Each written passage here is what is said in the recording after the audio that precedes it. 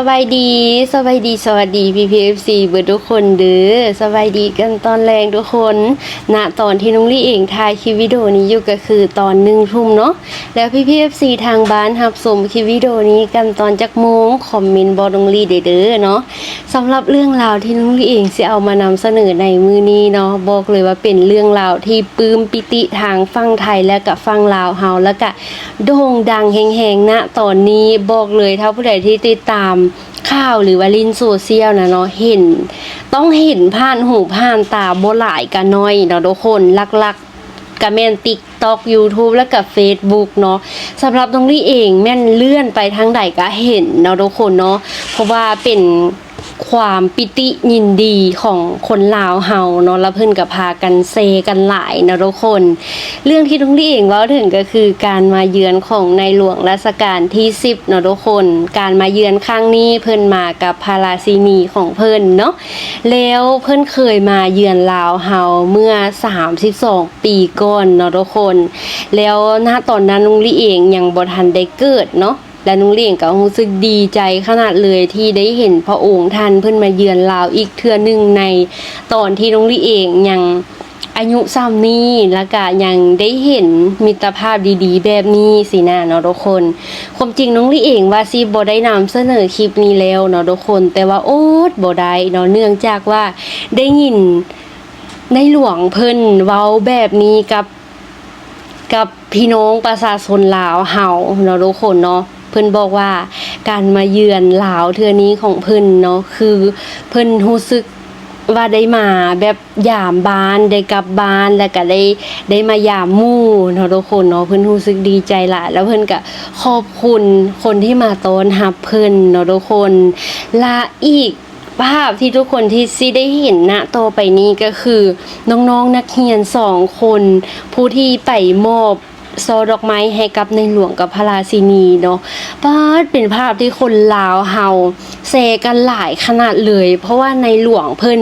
ขอบคุณน้องผู้ที่เอาดอกไม้ไปมอบให้เนาะทุกคนแล้วก็อีกช็อตนึงที่แบบโด่งดังแฮงๆก็คือเมียขออภัยหลายๆเดี๋ยวภรรยาของท่านทองลุนเนาะเพิ่นชื่นชมพระราชินีทุกคนบอกว่าคือบอกเป็นภาษาลาวว่างามหลายงามแฮงว่าซั่นเนาะทุกคนซึ่งก็บ่ได้ยินเสียงเด้อเนาะแต่ว่ากล้องน่ะจับไปไกลๆแล้วเฮาสามารถแบบอ่านปากได้เนาะทุกคนภาพเหล่านี้เนาะทุกคนสิเห็นอยู่ในคลิปที่น้องลี่เองสิเอามานำเสนอต่อไปนี้เนาะโอเคไปเดี๋ยวเฮาไปเบิ่งภาพพร้อมๆกันเลยทุกคนวันนี้ตามเวลาท้องถิ่นพระบาทสมเด็จพระเจ้าอยู่หัวและสมเด็จพระนางเจ้าพระบรมราชินีเสด็จพระราชดำเนินไปยังหอคำหรือทำเนียบประธานประเทศในพิธีรับเสด็จอย่างเป็นทางการซึ่งสาธารณรัฐประชาธิปไตยประชาชนลาวจัดขึ้นเพื่อถวายพระเกียรติยศสูงสุดแด่พระบาทสมเด็จพระเจ้าอยู่หัวและสมเด็จพระนางเจ้าพระบรมราชินีในโอกาสเสด็จพระราชดำเนินเยือนสาธารณรัฐประชาธิปไตยประชาชนลาวอย่างเป็นทางการโดยมีนายทองลุนศรีสุฤทธิ์นี่วินาทีนี้แหละทุกคนเนาะรัฐประชาธิปไตยประชาชนลาวและนางนาลีศรีสุฤทธิ์ภริยารอรับเสด็จที่รถยนต์พระที่นั่งเด็กหญิงและเด็กชายชาวลาวทูลเกล้าทูลกระหม่อมถวายช่อดอกไม้ในการนี้พระบาทสมเด็จพระเจ้าอยู่หัวทรงพระดำเนินไปยังแท่นรับการถวายความเคารพพร้อมด้วยนายทองลุนศรีสุฤทธิ์ประธานประเทศกองทหารเกียรติยศถวายความเคารพวงดุริยางค์บรรเลงเพลงสรรเสริญพระบารมีและเพลงชาติสาธารณรัฐประชาธิปไตยประชาชนลาว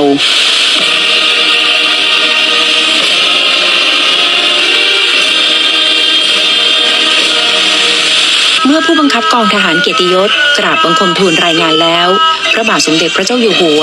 ลงจากแท่นรับการถวายความเคารพพร้อมด้วยประธานประเทศ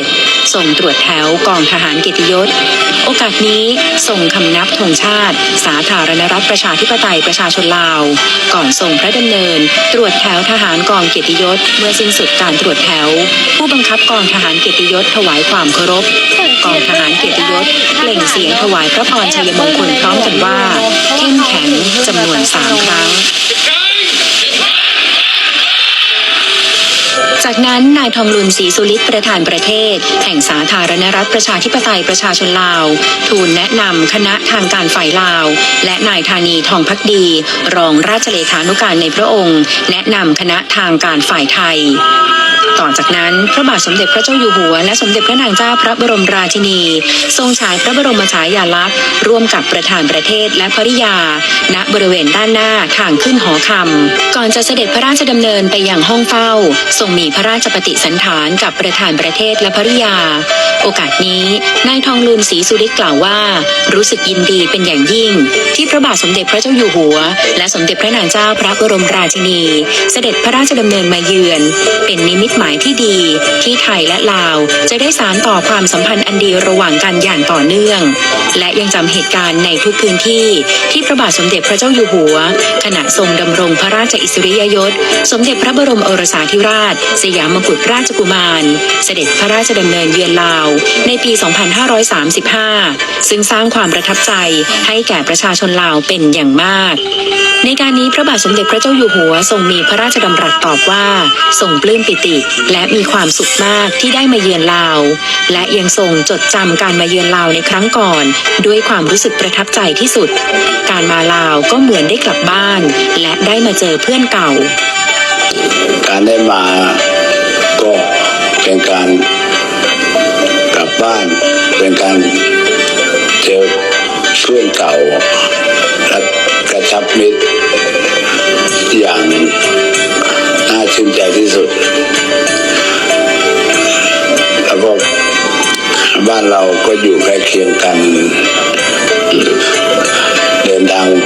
มาก็ง่ายขอขอบคุณท่านขอขอบคุณทุกคนที่ให้ความต้อนรับด้วยความมิตรไมตรีและการเยือนครั้งก่อนก็ยังอยู่ในหัวใจด้วยความปลื้มปิติแล้วก็ยังประทับใจที่ท่านได้เคยให้การต้อนรับด้วยตนเองขอบคุณแล้วก็ขอให้ความรักความใกล้ชิดของเราดำเนินกันต่อไปอย่างมีความสุขที่สุดขอบคุณครับเวลา 11:03 นาทีพระบาทสมเด็จพระเจ้าอยู่หัวและสมเด็จพระนางเจ้าพระบรมราชินีเสด็จพระราชดำเนินพร้อมด้วยนายทองลุนศรีสุฤทธิ์ประธานประเทศและภริยาไปยังตำหนักผ้าไหมลาวโบราณโดยมีนายเฉลิมไซกรมสิทธิ์รองนายกรัฐมนตรีและภริยาเฝ้าทูลละอองธุลีพระบาทรับเสด็จพร้อมด้วยนางสุวิตาประเสริฐประธานคณะผู้ก่อตั้งตำหนักผ้าไหมลาวโบราณและนางจันเทาปะธรรมวงศ์ประธานกิตติมศักดิ์สมาคมหัตถกรรมลาวเฝ้าทูลละอองธุลีพระบาทรับเสด็จในการนี้ทอดพระเนตรภายในห้องจัดแสดงผ้าไหมลาวโบราณและผ้าพื้นเมืองของกลุ่มชาติพันธุ์ตำหนักผ้าไหมลาวโบราณจัดตั้งขึ้นโดยสมาคมหัตถกรรมลาวและอยู่ภายใต้การอุปถัมภ์ของนางนาลีศรีสุฤทธิ์ภริยาประธานประเทศแห่งสาธารณรัฐประชาธิปไตยประชาชนลาวเพื่อเผยแพร่ประวัติและความเป็นมาของศิลปะผ้าไหมลาวและเป็นสถานที่จัดแสดงสิ่งทอลาวที่ได้รับอิทธิพลจากพระพุทธศาสนาวัฒนธรรมและตำนานท้องถิ่นในพื้นที่ต่างๆของลาว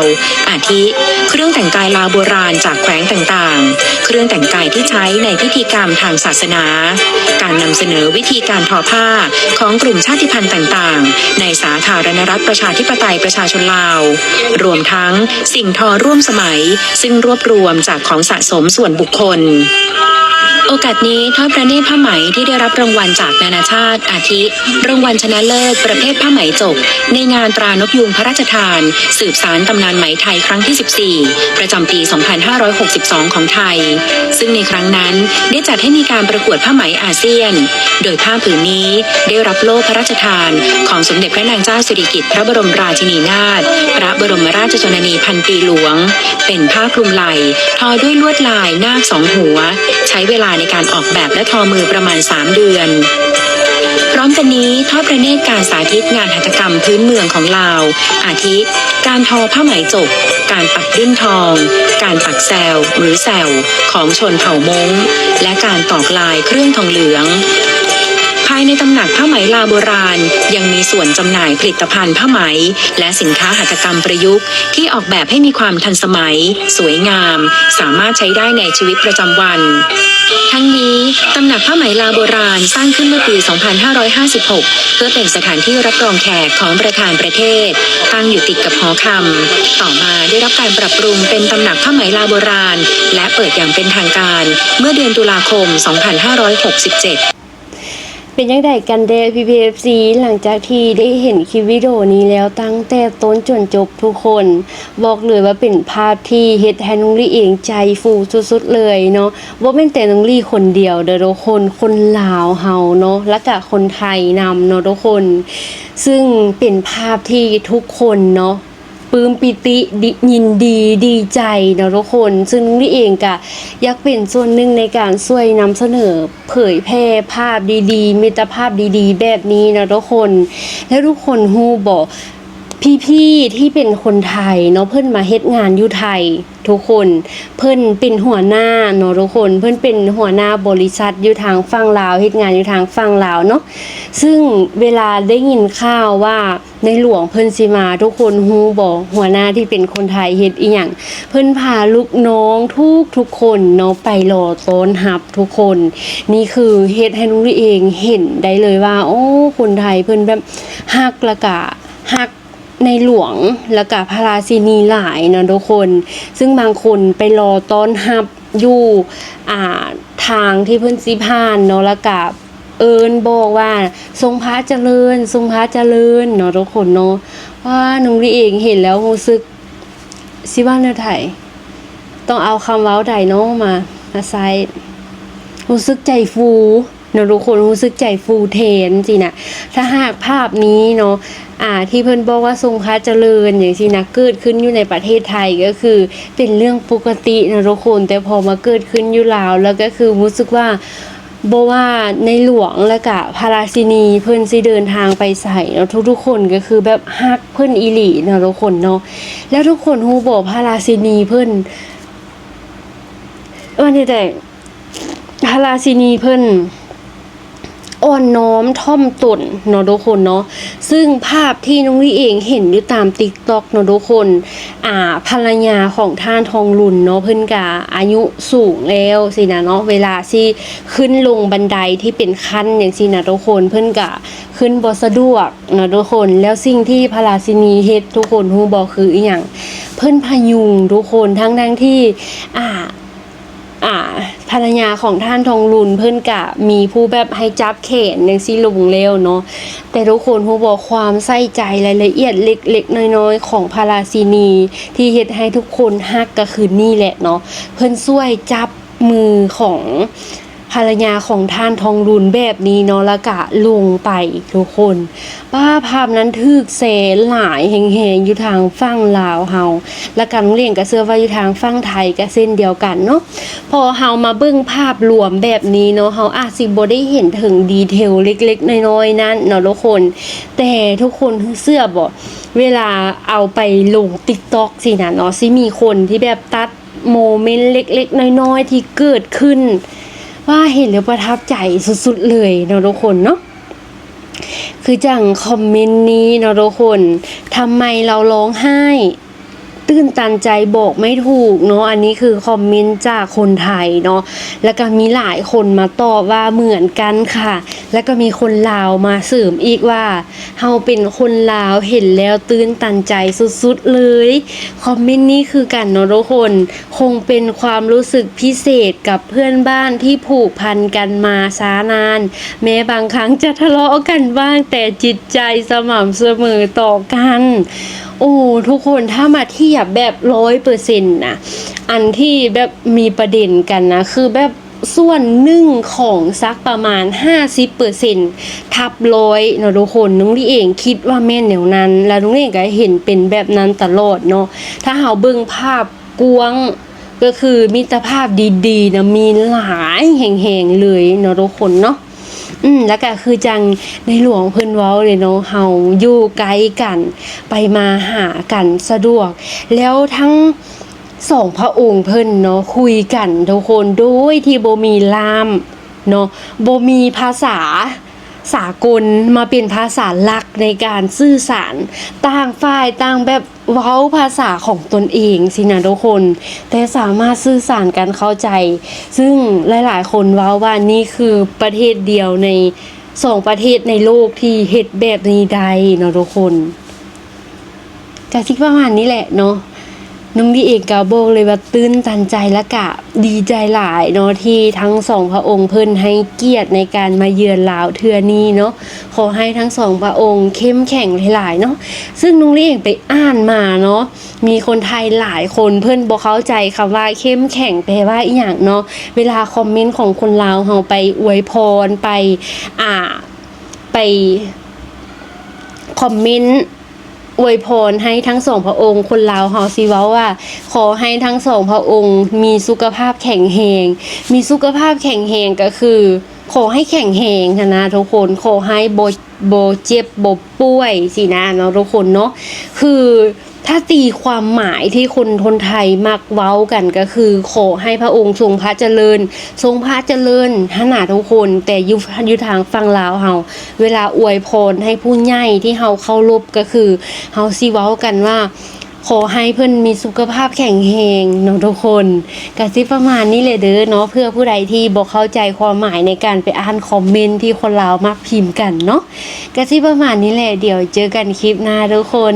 สบายดีสวัสดีเด้อเนาะก่อนที่น้องดิเองสิปล่อยคลิปนี้ไปเนาะพระองค์ท่านก็คือสิเสด็จไปฮอดประเทศไทยแล้วเนาะซึ่งน้องลิเองก็ขอให้พระองค์เพิ่นเดินทางโดยสวัสดิภาพเดินทางปลอดภัยเนาะเพราะว่ามื้อที่น้องลิเองถ่ายคลิปวิดีโอนี้เนาะก็คือตรงกับมื้อที่พระองค์เพิ่นทรงเสด็จกลับไทยพอดีเนาะโอเคเดี๋ยวเจอกันคลิปหน้าถ้าหากเจอภาพบรรยากาศหรือภาพใดที่อยากเอามานำเสนอเดี๋ยวน้องลิเองสิเอามาอีกเนาะโอเคบ๊ายบาย